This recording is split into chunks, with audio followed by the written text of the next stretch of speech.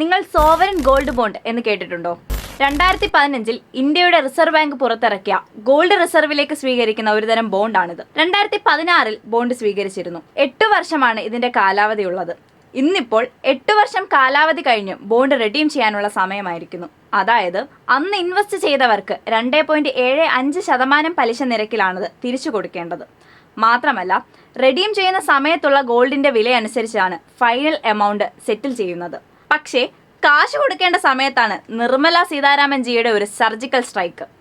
ഗോൾഡിന്റെ ഡ്യൂട്ടി 15% നിന്നും 6% വെട്ടിക്കുറച്ചു. സ്വാഭാവികമായും സ്വർണത്തിന്റെ വിലയും കുറഞ്ഞു. വിലയിടിയുമ്പോൾ എന്ത് സംഭവിക്കും? ഗോൾഡ് ബോണ്ട് റിഡീം ചെയ്യുമ്പോൾ കാശ് അത്രയും കുറച്ചു കൊടുത്താൽ മതി.